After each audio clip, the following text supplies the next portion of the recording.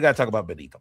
Bad Bunny, as the world knows, won 3 Grammys last night. That's historic in and of itself, fam, for Spanish speaking artists to win those. To have that kind of night at the Grammys, which was been haughty and very resonant to sort of anything outside the canon of mainstream pop American music. Um, but when he won his second of the night is when the world stopped to begin to listen to Benito yesterday. So when he won his the second one, which was the first one on TV, Best Música Urbana album, his first words went straight to the point. What many of us were hoping he would speak on, many of us were anxious to hear someone express what we're feeling out there.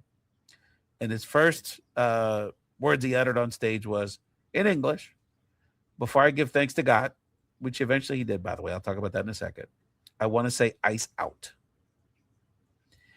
And you could feel in the audience, through social media, and spiritually, you could feel a collective gasp and then an exhale. Because so many of us are waiting for a moment like this when a Latino, and at this moment, he'll have a bigger stage next week. That's another conversation with the Super Bowl. Who at that moment had the eyes of the world on him, had the strength and the credibility to say those two simple words, ice out. And that's what we're feeling. And that's what so many of us are feeling, and feeling like we don't have the platform to be heard, feeling like our advocacy and our anxieties, that we don't have the power or the ability to stop this terroristic army that's invading our communities through the government, that's been weaponized by our government to harass us and detain us and attack us and squell our freedoms. And we needed that. We needed that moment for Benito to say, "Eyes out." And he didn't even have to say much more than that. But he continued. And, as the truly greats do, he channeled the feelings of so many of us. Look, there's a lot of great artists. I love the arts. The Puerto Ricans were sort of known for this. Artists and all kind of genres of music and entertainment and all kind of stuff. I mean, that's our thing, and we thrive in that, and it's a big part of who we are as a people, to express ourselves creatively. But only the truly greats really kind of have that ability for us to feel like they're speaking for us.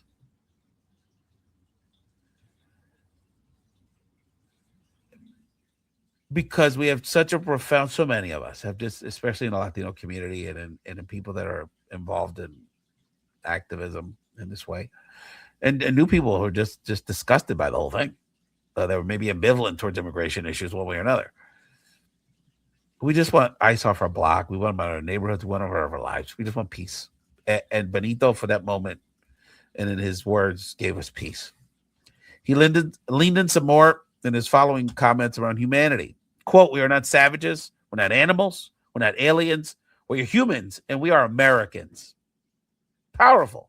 That sums up the sentiment of so many of us. And I say it, and I'll say it a million times, fam.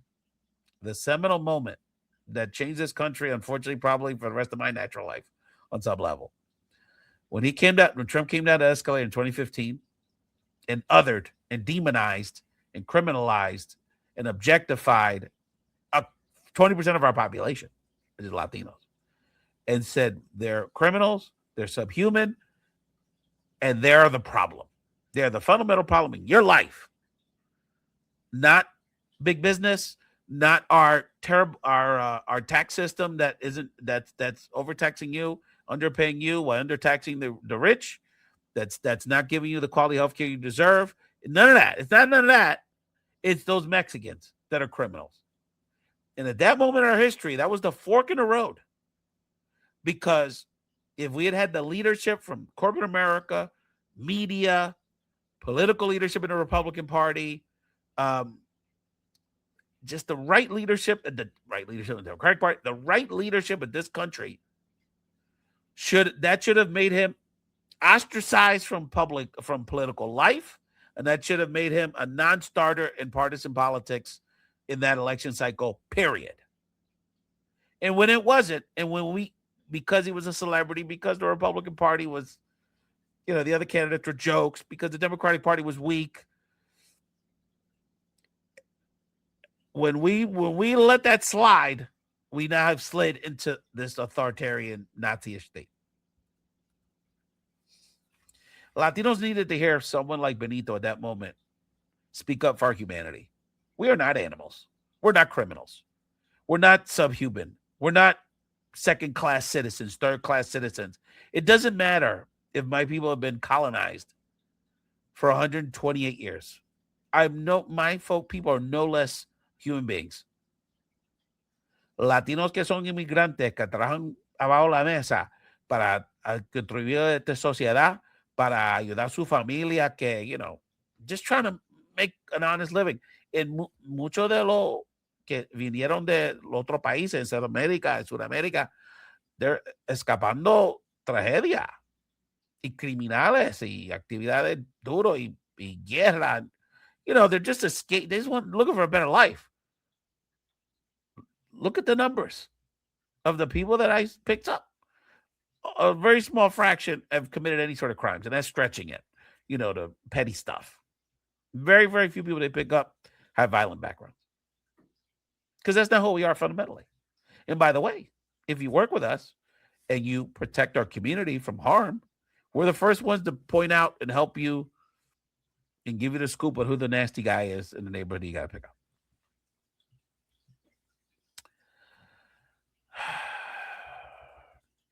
The irony of this whole situation is that, and Benito speaks to that, but that comment speaks to this, is that one of the things I've shared this on my show before, is that I'm so proud of the fact that we've kept our humanity through all this nonsense. And the irony is that the only ones that have become less than and succumbed to it and have agreed essentially on some level subliminally to lose their humanity in this process are the ICE agents. Because if you see that behavior, and you see it every day, fam, in your phone, don't front. You see it every day, whatever side of this you want, whether you want to admit it or not, what you see in your phone every day, multiple times, whether it's in Minnesota, California, North Philly, lo que sea, is people that are these ICE agents that are acting out of control. And I'm sure a few years ago they've been acting like that, but they have been convinced that we are all on some level some human, and their job is to attack and destroy their own communities, because they're all part of our community too, and increasingly Latino. And by the way, an unhealthy amount of Puerto Ricans. So that's another conversation. We're seeing that in some of the outing of ICE agents.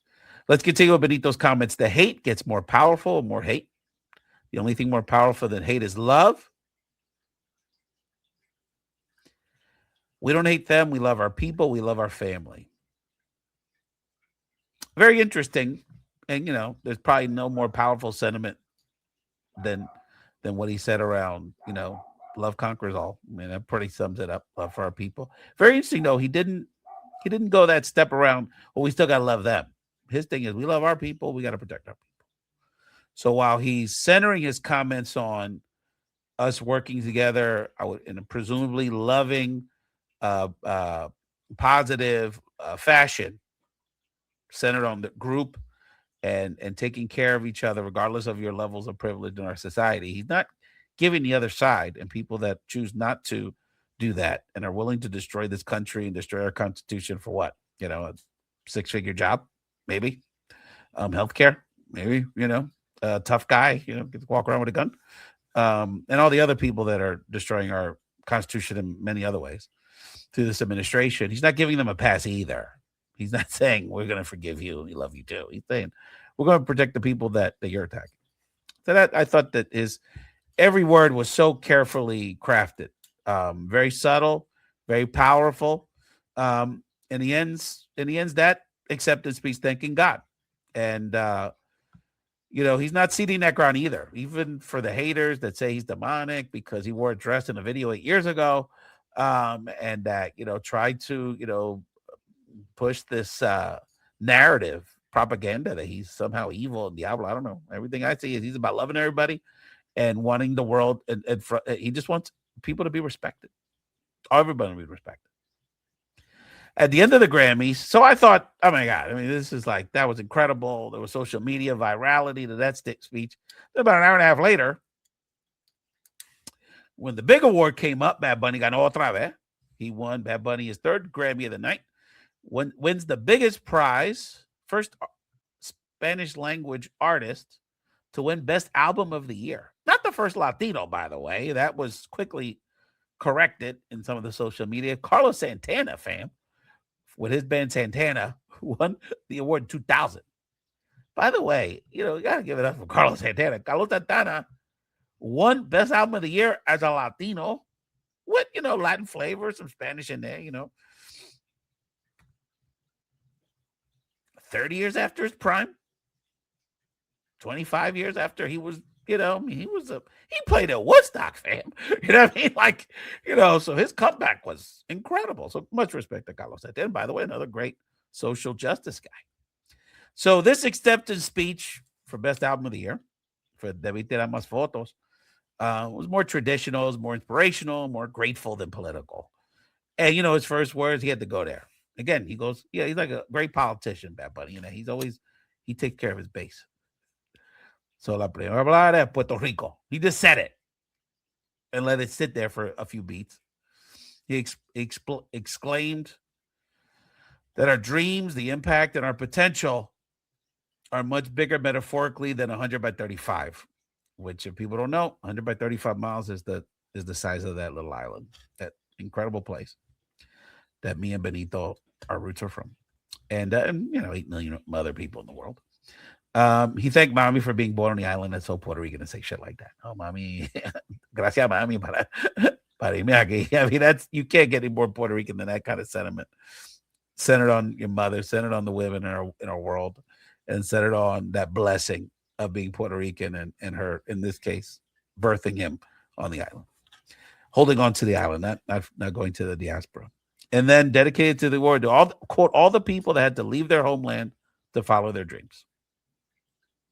Again, a very positive homage to not only immigrants, but also Puerto Rican and others that, even though we're not technically immigrants, have obviously 2/3 of us live in the diaspora.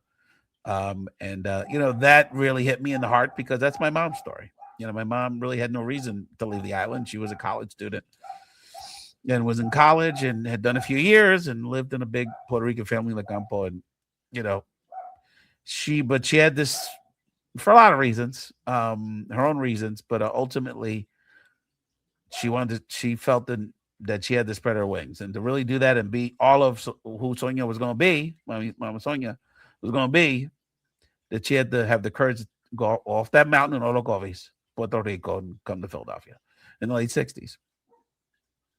But they know Collazo show fame. So, and I know a lot of us can relate to that on a very, very personal level. Bad Bunny's words will reverberate around the world. The world stopped to listen to Benito last night. And I know we're inspired. I predict this courage will give more of us to speak our truth. You saw some of that last night, the inspiration, because we not only have to save our democracy, we have to preserve our humanity in this process. And that's going to take a lot of sacrifice, a lot of difficult, a lot of leaning in a way that is beyond most of our comfort zones. And it's going to take a while. It's going to take a while. It's not going to turn around overnight. We didn't get there overnight, unfortunately. We get entertained by so many, fam. But only a few truly inspire.